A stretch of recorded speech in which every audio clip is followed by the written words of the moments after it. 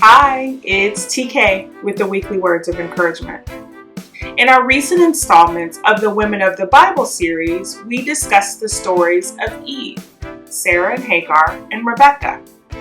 Another set of matriarchs of the faith are Rachel and Leah.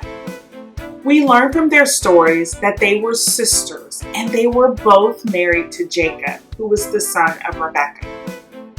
When Jacob fled from his brother Esau, after his mother Rebecca helped him deceive his father and steal his brother's blessing, Jacob went to his uncle Laban, who was Rebecca's brother.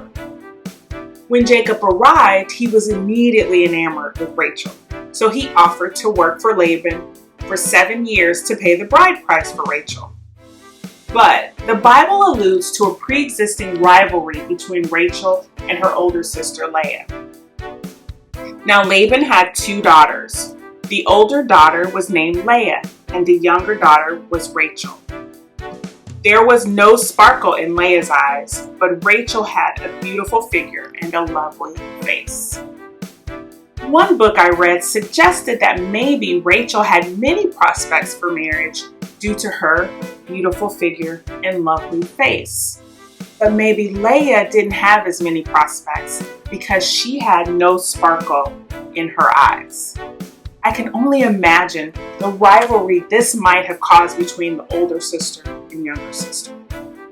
Anyway, Jacob was in love with Rachel and wanted to marry her, but on the wedding night, Laban tricked him and gave him Leah rather than Rachel.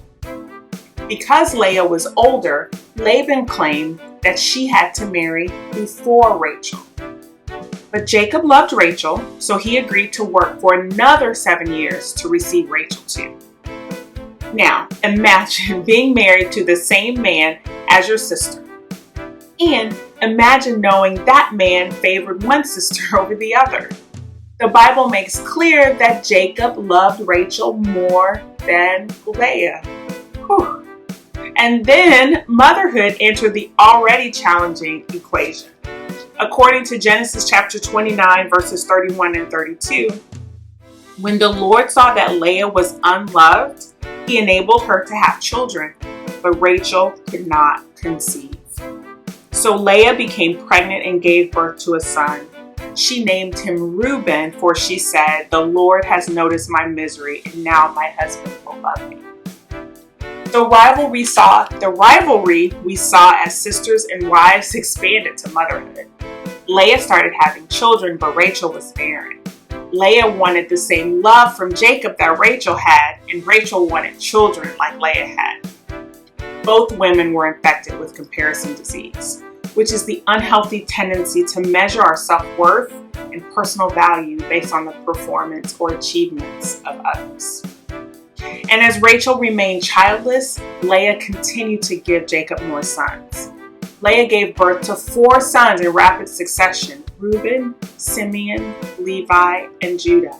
Side note, this means Leah gave birth to Israel's priestly line through Levi and his royal line through Judah. Not surprisingly, Rachel was not happy about Leah's fertility.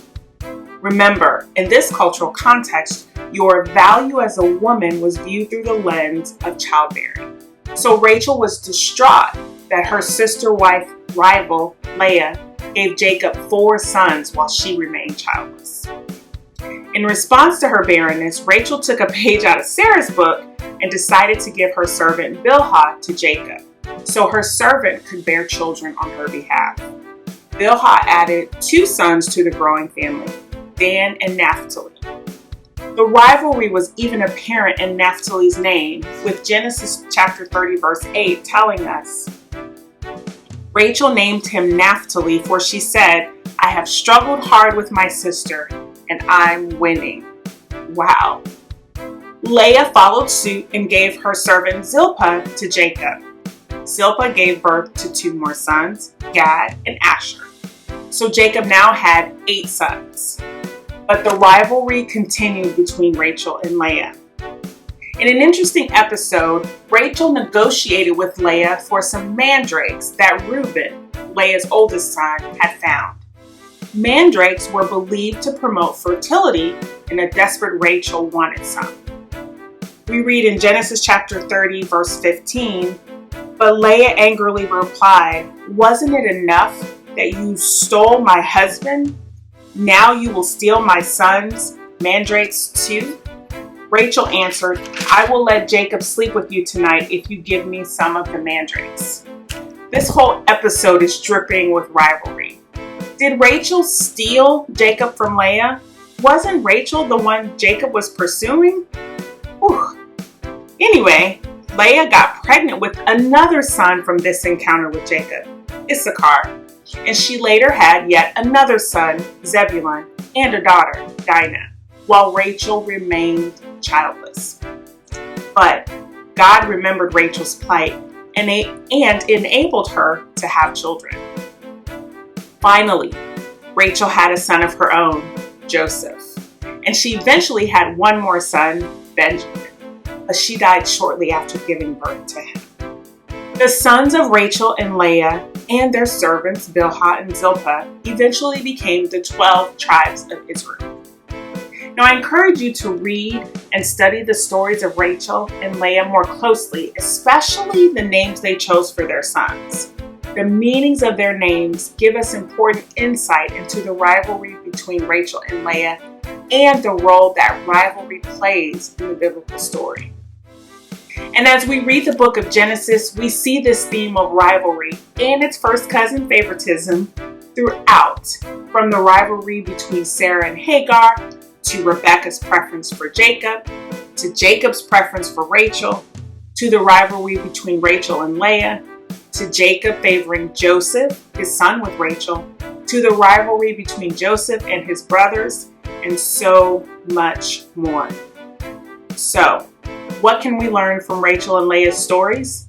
Be content with what you have.